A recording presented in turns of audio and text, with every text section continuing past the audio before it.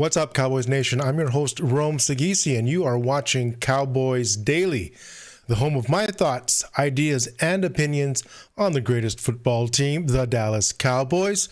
On the show, I'll take a closer look at the upcoming 2026 schedule and why some are calling it one of the tougher schedules this season. I'll also look at some veteran reactions to meeting the rookies for the first time.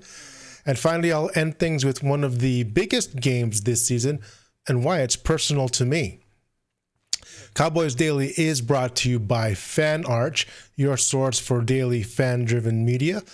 Visit them at fanarch.com. There you'll find articles, videos, and podcasts on anything and everything that you may be a fan of. All right, so according to most NFL analysts and organizations, the Dallas Cowboys have the fourth most difficult schedule in 2026. These rankings are based on opponent win percentages from last year, and the Cowboys are only behind the Cardinals, Dolphins, and Panthers when it comes to strength of schedule. Of course, this metric is not perfect. Teams go through a lot of changes in the offseason, and a team that may have been great last year could be mediocre this coming season, or vice versa, but it's a good starting point. So when we look at Dallas's 2026 schedule, we can see that the team faces possibly their three toughest games in a row. Starting with the game in Brazil against the Ravens, the Cowboys have to travel over 5,000 miles. That takes about 10 hours, and that's a long flight by any standards. When asked about the flight to Rio and the amount of traveling the team will be doing this coming season, quarterback Dak Prescott had some words for advice for himself and the rest of the team. Prescott said, "I'm excited, playing in my first international game going into my 11th season. I would have thought we would have had one by now," adding, "But it's all good. The travel will be tough, but international games are part of growing this game, and it's something we'll manage. We just have to take care of our bodies. For us, we have to make sure we get some good sleep on the plane." Come game time, they will face one of the more physical teams in the league. Hopefully they will have gotten enough rest to try and stop Lamar and King Henry. At least the weather will be nice. That time of the year is early spring for them, for Brazil, because they are in the southern hemisphere. After that game, they face the best defense this season in the Houston Texans at Houston for an early game next Sunday, the following Sunday. I noted in a previous show that the Texans defense was top 5 in several metrics last year.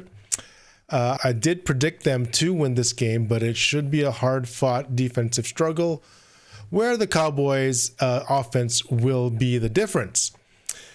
They are at home for the next game against the Tampa Bay Buccaneers, but it's on a short week, playing a Thursday night game. And I'm exhausted just thinking about all the travel in such a short amount of time the team will be doing. The rest of the season is no cakewalk either. After the Bucs game, the team goes back on the road for 2 games, one against the Packers and the other at Lincoln Financial against the arch rival Philadelphia Eagles. Time and travel will catch up to the Cowboys here, I believe, which is why I predict them to drop these 2 games on the road. The Cowboys face 7 teams with winning records this year, including 3 division champions and, of course, the Super Bowl champion Seattle Seahawks. The bye week won't save them either, coming in week 14 as late as it can come, and a lot of fans are not happy with that. The last time we had a bye this late in the season was in the 1990 season. That's over 30 years ago. But this could be a blessing in disguise if the team does manage to enter the bye with a winning record and still fairly healthy. They can rest up for the stretch run into the playoffs, which is, of course, what's going to happen, right? Last week saw the start of voluntary team workouts, and this was the first time many of the team also got a chance to meet their newly minted players, the rookies. Vets and rookies worked out together and also met with the media Many veterans were immediately impressed with first-round draft pick Caleb Downs.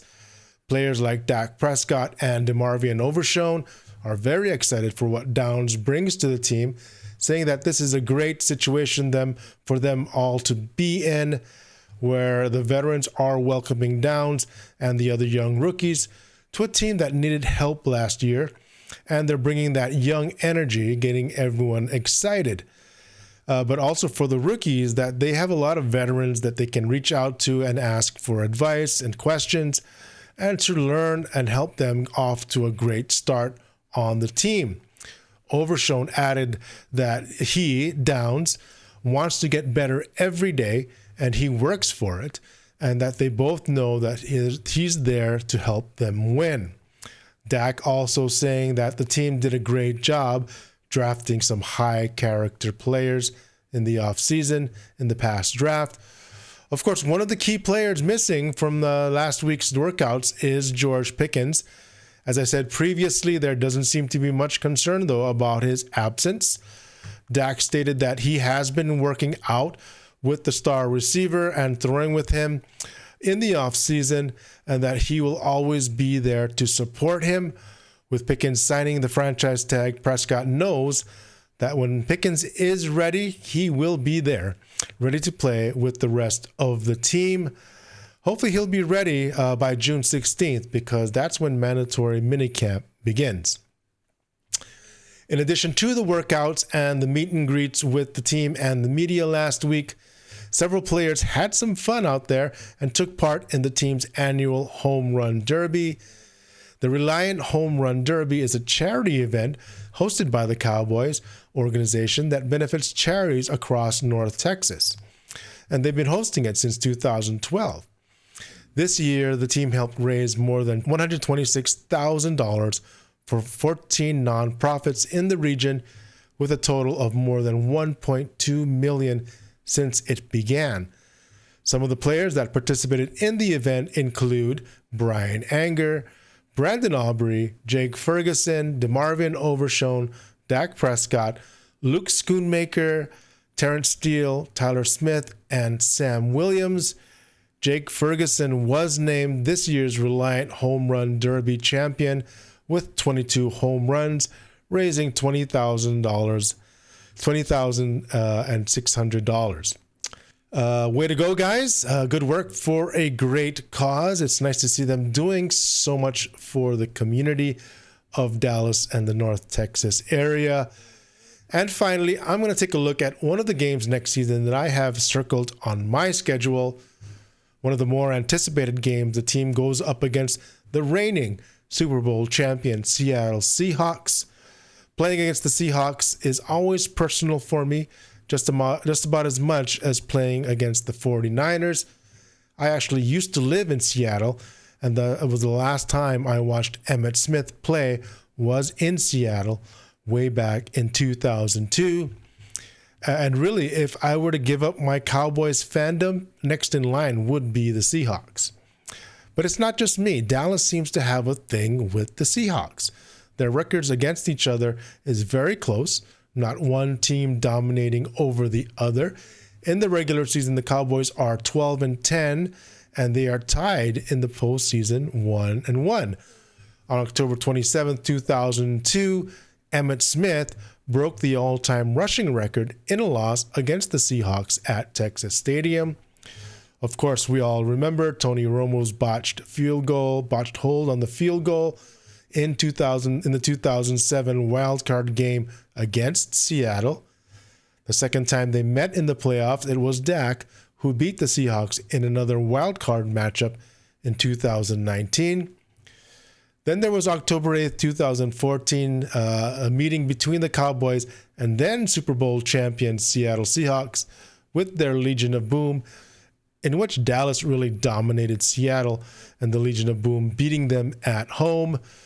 And most recently, 2023, a Thursday night thriller when Jake Ferguson and Jamal Adams went at it all game, all night, with Jake catching the game winner in Adams' face.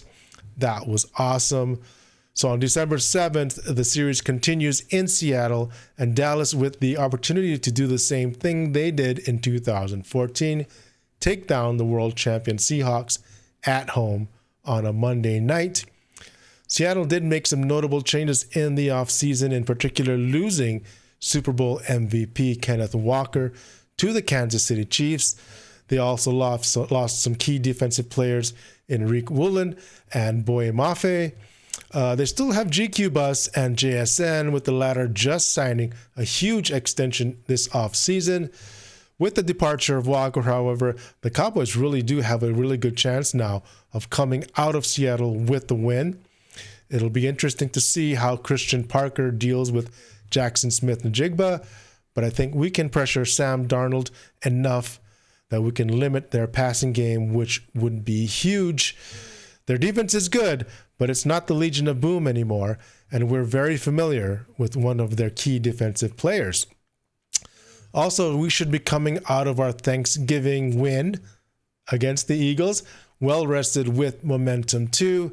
And following this game will be the much-deserved bye week to rest up for the stretch run into the playoffs. Let's just hope things go the way I planned them to. And that's it for this show, everyone. Thanks for watching. Before I go, don't forget to subscribe to the channel at Cowboys Daily and at FanArch, and hit the like and notification buttons to get the latest Cowboys news, thoughts, and opinions. I'll see y'all next time. Bye-bye.